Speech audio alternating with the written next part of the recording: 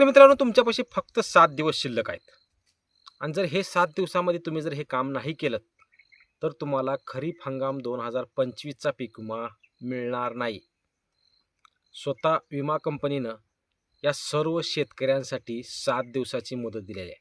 कारण या 7 दिवसाच्या नंतर विमा कंपनीचे कॅल्क्युलेशनची प्रक्रिया सुरू होणार आहे. कॅल्क्युलेशनची प्रक्रिया सुरू झाली की जे क्लेम कॅल्क्युलेशन अवेटेड येत आहे त्या क्लेम कॅल्क्युलेशन अवेटेडच्या जागी रक्कम दाखवायला सुरुवात होणार आहे आणि परत पीक विम्याच्या वाटपाला सुरुवात होणार आहे. त्याच्या अगोदर या 7 दिवसामध्ये या शेतकऱ्यांनी हे काम करणं खूप महत्त्वाचं आहे. जर तुम्ही हे काम नाही केलं, लक्ष नाही दिलं तर पीक विमा नाही मिळाल्यास जबाबदार तुम्ही स्वतः राहा. अपडेट आहे धाराशिव जिल्ह्यातील शेतकऱ्यांसाठी. धाराशिव जिल्ह्यातील शेतकऱ्यांनी नेमकं करायचं आहे काय या व्हिडिओच्या माध्यमातून आपण स्पष्ट करणार आहोत. शेतकरी मित्रांनो, धाराशिव जिल्ह्यामध्ये 12,000 ते 13,000 शेतकऱ्यांचे विमा कंपनीकडून अर्ज बाद करण्यात आलेले होते आणि हे बाद केलेले अर्ज जिल्ह्याचे कलेक्टर यांनी या सर्व अर्जाच्या प्रक्रियेला मंजुरी देण्याचा आदेश देण्यात आलेला होता. कलेक्टरने आदेश दिला. आदेश दिल्यानंतर विमा कंपन्याकडून कारवाईही पूर्ण करण्यात आली. परंतु आता विमा कंपनीनं पुढील 7 दिवसाच्या आत ज्या शेतकऱ्यांचा अर्ज बाद झाला होता, ज्या शेतकऱ्यांचा अर्ज सामायिक क्षेत्रधारकाचा होता, ज्या शेतकऱ्यांच्या अर्जामध्ये आधार कार्डामध्ये नावात व सातबाऱ्यातील नावात जर बदल झाला होता, अशा शेतकऱ्यांसाठी फक्त 7 दिवसाची मुदत विमा कंपनीने दिलेली आहे. आणि या 7 दिवसामध्ये त्या शेतकऱ्यांनी काय करायचं आहे तर शेतकरी मित्रांनो, जर तुमचा पीक विम्याचा अर्ज खरीप हंगाम 2025चा जर परत आलेला असेल, जर तुम्ही सामायिक खातेदार शेतकरी असाल, जर तुमच्या सातबाऱ्यामध्ये नाव वेगळं असेल आणि आधार कार्डावर जर नाव वेगळं असेल, अशा शेतकऱ्यांसाठी महत्त्वाची सूचना. तुम्ही नेमकं करायचं आहे काय? ज्या ठिकाणी तुम्ही पीक विमा भरलेला होता, ज्या ठिकाणावरून ज्या CSC सेंटरवरून तुम्ही पीक विमा भरलेला होता, अशा CSC सेंटरमध्ये जाऊन तुम्ही विमा भरताना जे डॉक्युमेंट दिलेले होते ते सर्व डॉक्युमेंट परत एकदा त्यांना द्यायचे आहेत आणि ते सर्व डॉक्युमेंट विमा कंपनीने अपलोड करण्याचा आदेश दिलेला आहे. कारण तुम्ही जे अगोदर दिलेले डॉक्युमेंट होते, सातबारा असेल, 8 असेल, आधार कार्ड असेल, बँक पासबुक असेल, फार्मर ID असेल, जे काही डॉक्युमेंट तुम्ही अगोदर दिला होता ते सर्व डॉक्युमेंट परत एकदा CSC सेंटरमध्ये जाऊन जमा करायचे आहेत. तुम्ही ज्या ठिकाणाहून पीक विमा भरला आहे त्या ठिकाणी जाताना विम्याची पावती घ्या, हे सर्व डॉक्युमेंट घ्या आणि ते डॉक्युमेंट त्या CSC चालकाला द्या. CSC चालकाला आदेश आलेला आहे विमा कंपनीकडून की सर्व जे सामायिक खातेदार शेतकरी आहेत, जे शेतकऱ्यांचा फॉर्म परत आलेला होता, ज्या शेतकऱ्यांच्या सातबाऱ्यात आणि आधार कार्डाच्या नावामध्ये बदल होता, अशा शेतकऱ्यांची कागदपत्र परत अपलोड करून घ्या आणि त्यासाठी फक्त 7 दिवसाची मुदत देण्यात आलेली आहे. त्यामुळे पुढील 7 दिवसामध्ये या सर्व शेतकऱ्यांनी आपले डॉक्युमेंट जिथून पीक विमा भरला आहे तिथे नेऊन जमा करा व ते अपलोड करायला लावा. तरच तुमचा फॉर्म मंजूर होईल. मंजूर झाल्यानंतर क्लेम कॅल्क्युलेशनची प्रक्रिया होऊन तुम्हाला अमाऊंट दाखवाईल व तुम्हाला पीक विमा मिळेल.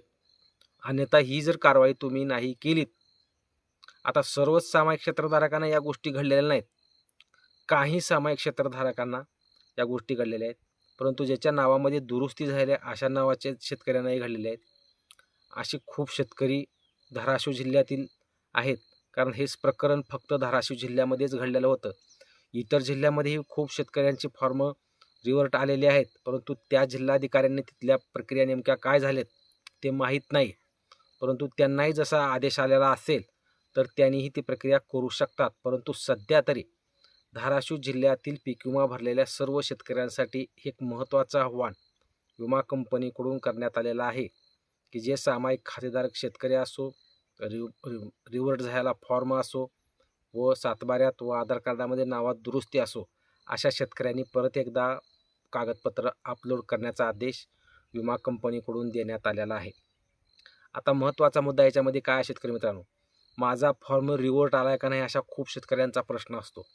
त्या शेतकऱ्यांनी फक्त एक काम करा, तुम्ही जर सामायिक खातेदार शेतकरी असाल, फक्त ज्या ठिकाणी जाऊन तुम्ही विमा भरलेला होता ती विम्याची पावती घ्या, हे सर्व डॉक्युमेंट घ्या आणि तुमचा एखादा हेल्पाटा झाला तर होऊ द्या, परंतु त्या CSC वाल्याची भेट घ्या, माझ्या फॉर्ममध्ये काय प्रॉब्लेम झाला आहे का चेक कर बाबा म्हणून सांगा. रिव्हर्ट फॉर्म आला आहे का चेक कर. जर रिव्हर्ट आलेला असेल तर हे माझे डॉक्युमेंट अपलोड कर, स्पष्ट सांगा. कारण हे प्रकरण फक्त सामायिक खातधारक शेतकऱ्यांसाठी घडलेलं आहे. त्यामुळं जे जिल्ह्यातील सामायिक खातधारक शेतकऱ्यांनी एखाद्या वेळेस तुमचा फॉर्म अप्रूव्ह झाला जरी असेल, एखाद्या वेळेस तुमचा फॉर्म मंजूर झालाही असेल, तरी पण एखादा हेलपाटा होऊ द्या, परंतु तुमच्या फॉर्ममध्ये काय दुरुस्ती असेल, काय चूक असेल, तरीही तुम्ही त्या CSC वाल्यापाशी जाऊन, जिथून पीक विमा भरला तिथे जाऊन चौकशी करावं, डॉक्युमेंट अपलोड करायला लावा. जर तुमचा अप्रूव्हल असेल तर काय प्रॉब्लेम नसेल तर सरळ माघारी आहे, परंतु ही प्रोसेस करा. कारण परत संधी नाही शेतकरी मित्रांनो. कारण राज्य शासन असो, विमा कंपन्या असो, जे नियम आदेश करतं त्या नियम व अटीचं पालन काही शेतकरी करत नाहीत आणि परत पीक विमा मंजूर नाही झाल्यानंतर मात्र परत ओरडत हिंडतात, हेलपाटे मारतात. परत काहीही उपयोग नाही, परत विमा कंपनी बोलू देत नाही. कारण सध्या तरी विमा कंपनीनं काही बोलू न देता जे बाद झालेले अर्ज आहेत ते मंजूर करण्यासाठी तयार तर झालेले आहे. कारण हे 12,500 शेतकरी ह्या पीक विम्यातून वंचित राहत होते आणि आता परत एकदा त्या शेतकऱ्यांना संधी देण्यात आलेली आहे. आपल्याला जे काय डॉक्युमेंट सांगण्यात येतील, एखाद्या शेतकऱ्यानं संमतीपत्र जर दिलेलं नसेल सामायिक क्षेत्राचं, तरीही तुम्ही संमतीपत्र द्या. लागलीच आता ही संधी आहे तुम्हाला 7 दिवसाची. आणि ज्यांच्या 7 वाऱ्यामध्ये प्रॉब्लेम आहे, आधार कार्डामध्ये प्रॉब्लेम आहे, दुरुस्ती नावामध्ये दुरुस्ती असेल, त्या शेतकऱ्यांना जर शपथपत्र जर दिलं नसेल की दोन्ही नावातली व्यक्ती एकच आहे, तर त्याही शेतकऱ्यांनी डायरेक्ट शपथपत्र जर जोडा म्हटलं असलं तर त्याही शेतकऱ्यांनी शपथपत्र जोडून टाका. कारण आता ह्या 7 दिवसामध्ये ही पूर्ण प्रोसेस तुम्हाला करायची आहे आणि परत तुम्हाला संधी मिळणार नाही. कारण पीक विम्याच्या वाटपाला एकदा सुरुवात झाली आणि त्यात जर तुम्ही अडकलात तर विमा कंपनी तुम्हाला बोलवू देणार नाही. त्यामुळं धाराशिव जिल्ह्यातील सर्व शेतकऱ्यांसाठी एक महत्त्वाचं आव्हान या व्हिडिओच्या माध्यमातून आपल्याला करायचं आहे. कारण प्रत्येक गावामध्ये ही सध्या मोहीम चालू आहे. CSC वाल्याला जे सामायिक खातधारक काही शेतकरी आहेत त्यांचे फॉर्म CSC वाल्याकडे परत आलेले आहेत. तुम्हाला जरी माहीत नसेल परंतु त्यांच्याकडे आलेले आहेत, त्यांच्याकडून सांगण्यात येत आहे.